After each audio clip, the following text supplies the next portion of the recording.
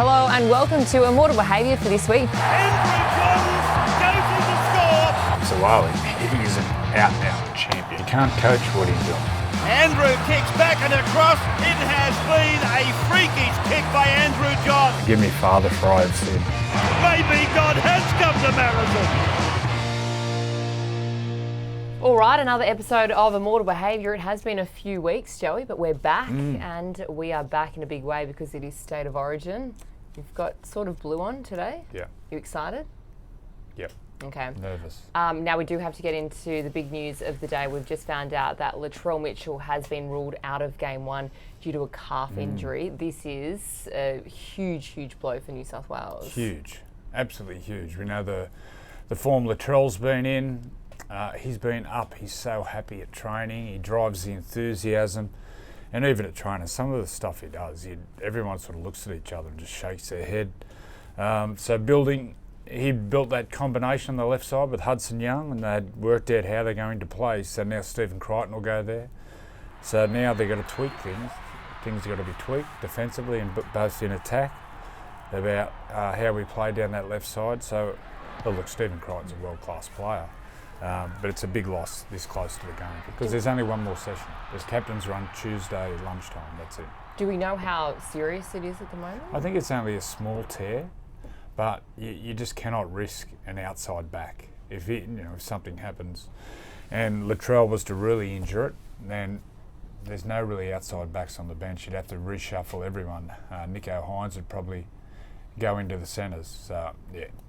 You don't want to lose an outside back. Because you were at training with the Blues all week. Did you see anything? No, nothing. I've never seen him so happy, so up Latrell.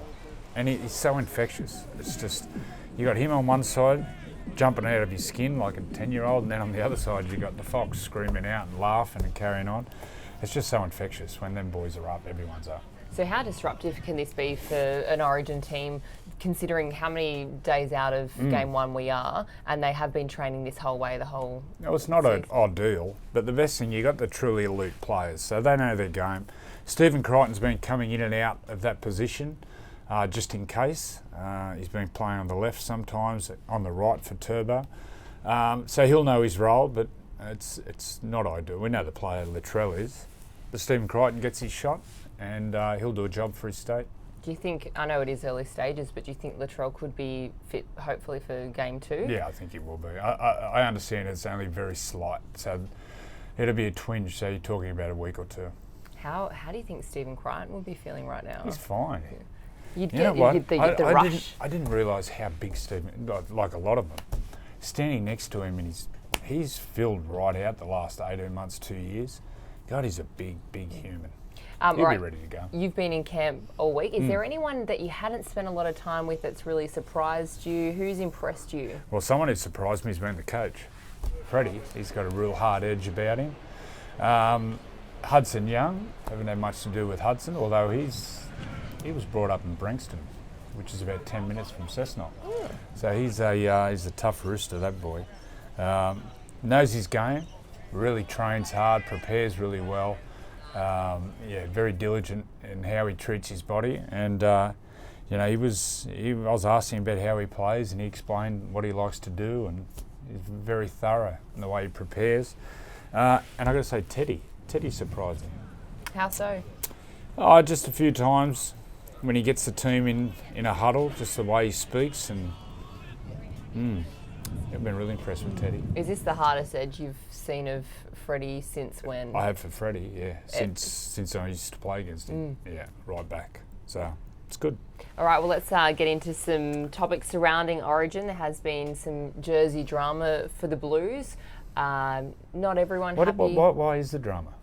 Because it's blue. Not everyone's happy with the dark colour of the jersey because they're known as the sky blue jersey. And so they are going to be wearing a darker shade, blue, a navy shade. Do you like Are they saying it's too similar to the Queensland maroon? Are they saying dark and dark? No, I don't think it's too similar. I just think it's not what their colour is. I couldn't care less. Once you're a player, once you put it on, you run out in the field. I think it looks good. I think it looks good, and especially with the red Westpac, I think it looks really good.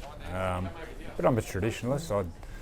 I used to do it at Newcastle. I think we just should have one jersey and play playing that one jersey. You don't see the All Blacks really changing their jersey.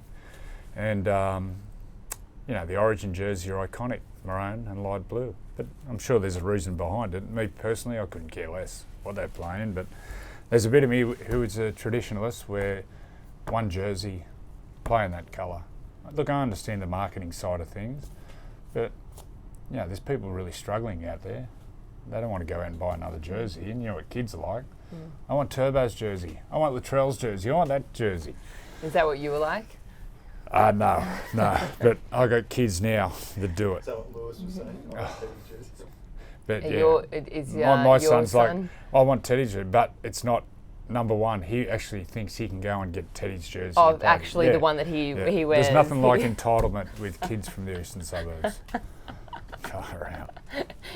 Anyway, he would ask. He would literally ask. He'd have no qualms in asking Teddy. Yeah, he's got front, the boy. Couldn't care less. All right, Adelaide Oval. So we've been there only a few years ago, 2020. We had, at the end of that COVID year, we had Origin there. Not the greatest of memories for the Blues. Yep. That was... They were poor that night in New South Wales. That was... it was the end of the year. It was in November, wasn't it? Yeah, it was. So it felt out of Origin time, and it wasn't the result. And it had been a long season. Players had been away from their homes in that bubble. Would that have been discussed much about playing at Adelaide again? Trying to think. I think it's been touched on.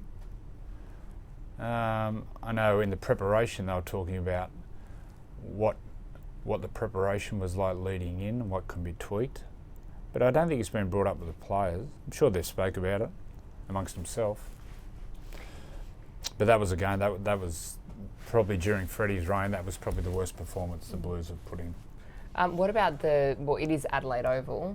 It's not a traditional rugby league ground. What do you have to do, say, for the kickers and everyone getting their bearings right? Well, tonight, they travelled today, the Blues, and tonight they're having a walk around Adelaide Oval at about 6 o'clock. So I dare say Nathan and the kickers will be out there working on their bearings.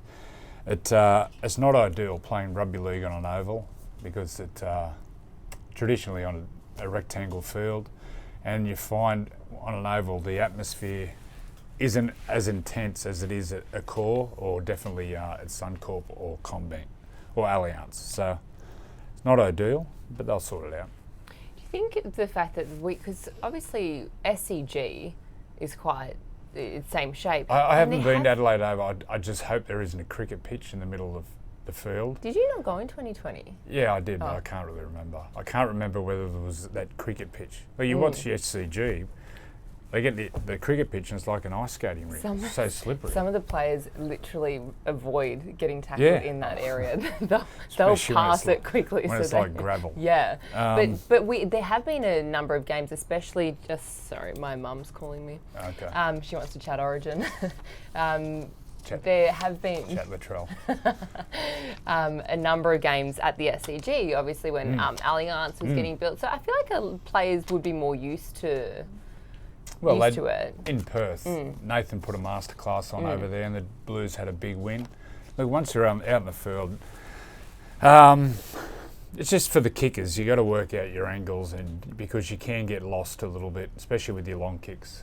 But Nathan will sort that out. They'll be able to walk around tonight, and he'll go to probably 4 or 5 different areas of the field where he does those kicks, and he'll sort it out.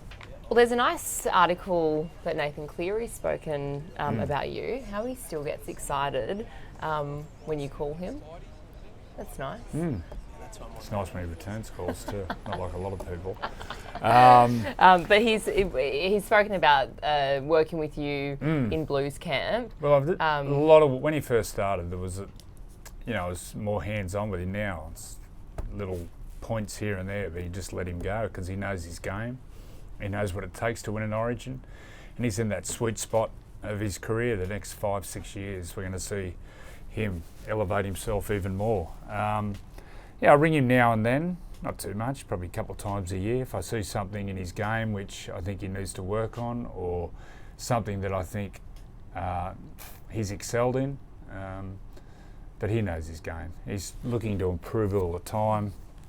Works so hard on his game. Watches footy. Watches training back. Different thing. He's just in total control of his game. Because he's a footy head. He watches every single thing, and you always speak about getting into that sweet spot of his career. Do you think that this is going to be the Origin series that not that he hasn't made his name already, he obviously played, but for really the Kangaroos, own it. but really own it. Yeah, I hope so. Well, he's got another 6. What's Nathan? 25. He's got another 6 or 8 years if he stays injury free. Look, it'll happen. There'll be a series where he just stands above and elevates himself above everyone, without a shadow of a doubt. It's not going to be if, it's when. I hope it's this series. Watching him prepare, watching him train, he's so thorough. And there was a game a couple of weeks ago when they played Brisbane up there. He just put a clinic on. It was like he was watching the game from up above, and he sped the game up when he had to. He slowed it down. His pass selection, his kick selection was perfect on the night. So he's been working to get to this level probably since he's been 12 and 13. And all the education he's got coming through the system. He's in a footy family. His dad's probably worked with him one-on-one away from footy when he was coming through. Uncle Josh Stewart, I hope he didn't work with Nathan. You remember Josh, played for North Sydney? Good man, Josh. But he'd be teaching Nathan to tackle about there, between the throat and the chin. And so also, Uncle Josh, don't teach Nathan how to tackle. We did also see some frightening scenes on the weekend. Corey Harawira-Naera going down at a core stadium.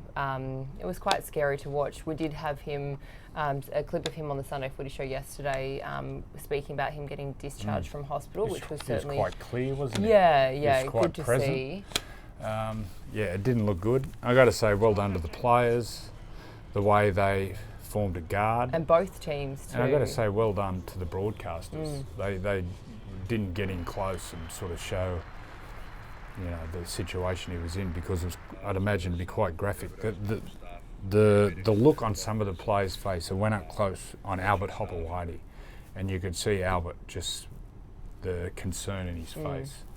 But we all love footy, and it's for a lot of players, it's the number one thing in their life. But you realise when this happens that health is number one. Yeah. So hopefully he'll be back this year. I'd imagine he will be back, but he'll need a time on the sideline. But he's in good hands. The medical staff, the way they treated him on the field with kid gloves, and I thought Ricky Stewart, the way he came down on the field, the care for his players, he's in great hands there. They won't rush him back. Yeah. All right, just finally, Origin prediction. Game 1, result, scoreline and player of the match. Well, this might surprise you. I'm going to tip New South Wales. Oh my goodness. Yes. I've got New South Wales by 8. Look, game 1's traditionally pretty low scoring, so I'll go something like 20-12. New South Wales. First try, Hudson Young. I think he can cause havoc down his left side. And Nathan Cleary, man of the match. Between Nathan and Teddy. I think both of them in for a big game. How good. All right, State of Origin, Game 1, all the action live, exclusive and free right here on Nine's Wide World of Sports. We'll be heading down to Adelaide soon. Who's nervous? Oh, yeah, we're excited. All right, enjoy this Origin week as we will.